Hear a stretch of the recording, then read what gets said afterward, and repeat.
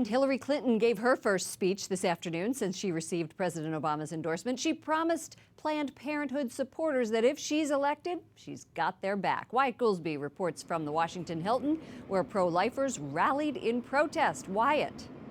Lauren, pro-lifers want to make it clear that Hillary Clinton doesn't speak for all women. They say whether she hears that message or not, it's their duty to stand against abortion and for human life. Pro-life groups call on voters to say no to Hillary Clinton when they go to the ballot box in November. They reject what they call Clinton's radical support for abortion. It's very sad to see someone like her rise to this, to the level that she is with this presidential election, and champion the killing of unborn human beings that emotionally mauls their mothers. If I could talk to Hillary Clinton, I would ask her just to reconsider what she's standing for and to think about the lives that she's ended by encouraging abortion. Inside the hotel, Clinton was greeted with applause. In her first speech since becoming the Democratic Party's presumptive nominee, she linked abortion rights and birth control to economic growth. If right-wing politicians actually cared as much about protecting women's health as they say they do, they'd join me in calling for more federal funding for Planned Parenthood. The nation's largest abortion provider first endorsed Clinton in January. Clinton said in April that an unborn child doesn't have constitutional rights. Congressional Republicans like Marsha Blackburn disagree. She's leading an investigative panel into Planned Parenthood and one of their business partners called STEM Express.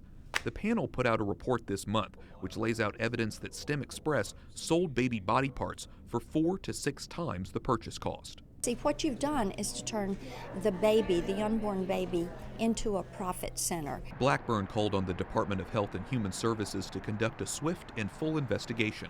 Clinton has not commented on that report. In her speech today, Clinton attacked Donald Trump, saying if he's elected, he would restrict women's health care rights. She also said he would take America, quote, backward. Lauren? Wyatt Goolsby, thank you very much. Gardner is the president of the National Black Pro-Life Union and the founder. Welcome to the show again. Thank you so much. Glad to be here. Your website says of the 50 million children that have been killed by abortion, 17 million of them were black children, and abortion is the #1 killer of black people in this country. Why have African American voters, especially those in the southern states, steadfastly supported Hillary Clinton? I know, it's a sad thing, really, but really they buy into the lie. This is something that's been happening over many, many, many years and decades even, where blacks have come to see Democrats as their savior in some way. And I think, and of course it happened all during the civil rights time. And unfortunately, they bought into the lie that in order to have a better life, to be successful, somehow you should go ahead and kill your child if for some reason you can't afford the child. And of course there's a lot of help out there. We make sure of it, the pro-life community. You're a Donald Trump supporter, proud Yes, Donald Trump yes, supporter. How can you be confident that he will be a pro-life president? Well, you know what, Lauren? I supported Donald Trump from the very beginning, which of course a lot of the pro-life community they were scratching their heads. But there was something about Donald Trump that was very, very different. The fact that he's very original and very unique.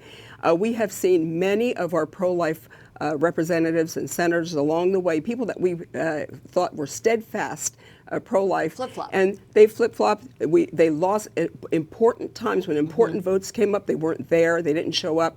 But you know what? Donald Trump is very different. I've come to the point when you think in terms of the fact that a lot of our politicians, you take Mitt Romney, you take McCain, you take George Bush, W. Bush, who believed in exceptions. So Trump does also. I'm not for exceptions at all. So I don't want anyone to think that. But you feel like he is the best alternative. Of let me course, ask you here, how much would a Clinton presidency hurt the pro-life movement?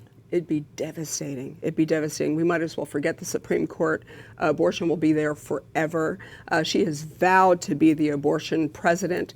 She'll make sure that taxpayers continue funding Planned Parenthood, and if not to the tune that they're funding already, I'm sure that she'll raise those numbers. It would be devastating. She cannot win. Gardner is the president of the National Black Pro-Life Union. Thank you so much for joining us. Thank you so much for having me.